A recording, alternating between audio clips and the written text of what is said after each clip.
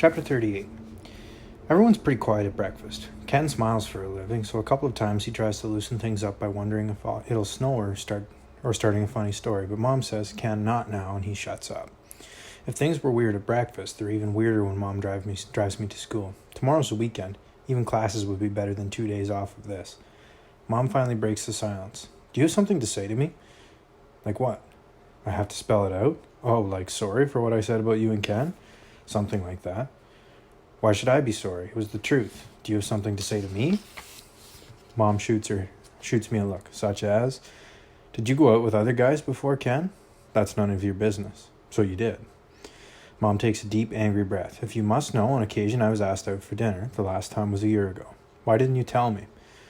I wanted to wait till I was sure I'd found the right person. I stare out the window. Did you ever go out for dinner when we were with Dad? Cameron. Did you? Is that why he got mad? Of course not. I suppose you heard him yelling things. He had a wild imagination. He made up stories that weren't true. In other words, he was like me. That's not what I said. Would you tell me if his stories were true? Mom clenches the steering wheel. This conversation is over. We stay silent the rest of the way to school. I get out of the car. Thanks. Mom drives off without a word. Silent treatment is her way to punish me. Well, it doesn't work. I have Dad to talk to. He's all I think about until lunch. I don't even care when Cody's friend Brandon jabs me with a pen and says, watch your back, we know where you live.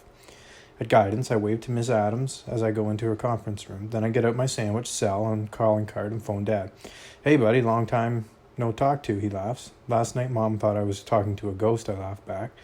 Guess I have been kind of a ghost since she took you away. There in spirit, even if you couldn't see me. Yeah, I hesitate. Dad, I hate to ask, but have you been trying to find us? Like, have you been after us? Is that what your mom says? It's not just her. There was that Facebook thing. I'm sorry about that, Dad says quietly. It's just Cameron, I love you. What kind of father wouldn't look for his son? I don't know.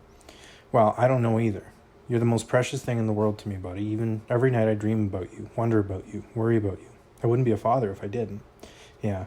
I bet she's called me a stalker, reported me to the police. I don't say anything. He reads my mind. I thought so. And your grandparents, I'm sure they said, well, I'm not going to talk much about them. I'm sure they love you very much. But well, I'm sorry. There are things I shouldn't say. No, say it. I wish I could, but parents shouldn't say things about each other. Or about grandparents either. It isn't fair. You wouldn't say things about someone who wasn't around to defend himself, would you? No. Good boy. When a parent or grandparent lies about the other parent, it can mess a kid up. He pauses. Anyway, it's too that I hired a private investigator. I don't know everything he did, but all I know is that he cost me a lot of money. But you were worth it. Things weren't the same without you. My heart beats a little faster. So, you know where we lived? Not really. He wasn't very good. I think he maybe moved twice? 5 times. That's a lot. That's a lot. Yeah, Mom kept saying she could tell when you were around. Said she could feel it, that you were around where she worked or parked outside at night and all kinds of stuff. The mind can sure play tricks, can't it? I guess you figured out that if what she said was true, I'd have been arrested. I kind of thought so, yeah. And I wasn't, was I? He sighs. It must have been hell moving all those times, leaving friends, thinking this psycho dad was out to get you. It was pretty awful. I hear you, buddy. Just remember, my name is Mike. Huh? Dad chuckles. Mike, it's a good guy name, like Cameron. Not a name like Cody. What? My throat goes dry. Or Jason, or Colt, or Zach. Tough guy names. I can't breathe. Why did you say Cody? What do you mean? You know a Cody? Maybe. You like him? No. So what did I tell you? Dad laughs again. For a second, I thought you were going paranoid like your mom. Dad, I gotta go, I lie. The bell's going to ring. Bye for now, then. Talk to you later. You bet. I hang up. Cody. What was that all about? 39.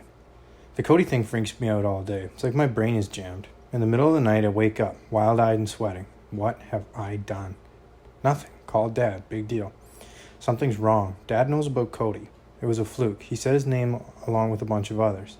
No, I gave away where we are. How? I don't know, but I did. Dad's coming for us. It isn't my fault. It's my fault. I have to tell Mom. Are you kidding? She'll go nuts, and for nothing.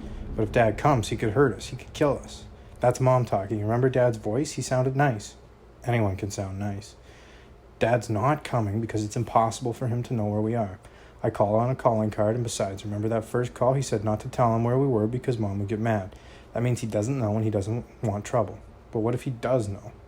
What if ducks ride bicycles? Don't be an idiot. Anyway, if Dad comes, Ken's here. Ken's a big guy. No way Dad could pull anything with Ken around. We'll be fine. But. It's like that all night, me arguing with myself.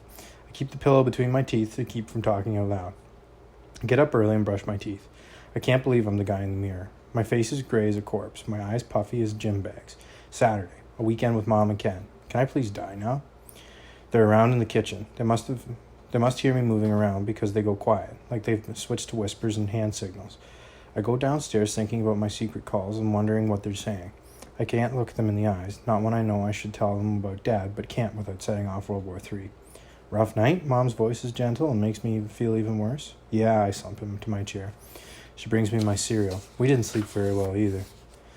I'm sorry, I say. I say quietly. Really sorry.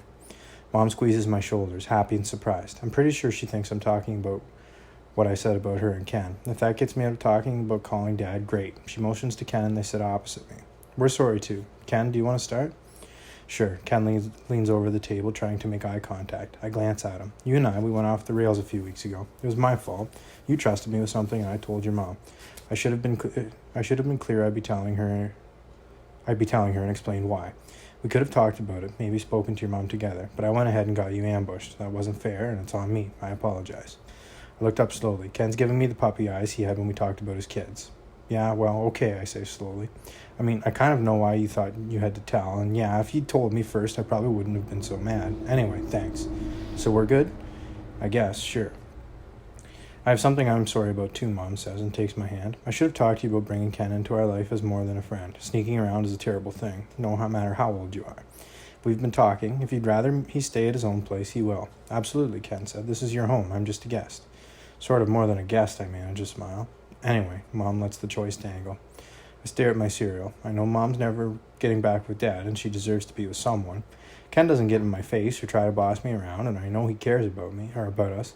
Plus, if Dad ever shows up and tries something, I mean, he won't, but if he does, then Ken can take care of it, and I won't have to feel like I put Mom in danger. Ken clears his throat. Maybe I should go upstairs so you and your mom can talk about this privately. No, it's okay, I look up. You can stay if you want. Only, I know this sounds weird, but I just don't want to hear anything, if you know what I mean. Mom blushes, of course. Not that I haven't. Mom and Ken look relieved. Mom squeezes my hand. Ken reaches across the table and holds my other one. Then they take each other's. From now on, no more secrets, Mom says. Agreed? Ken and I nod. Agreed. As if that's even possible.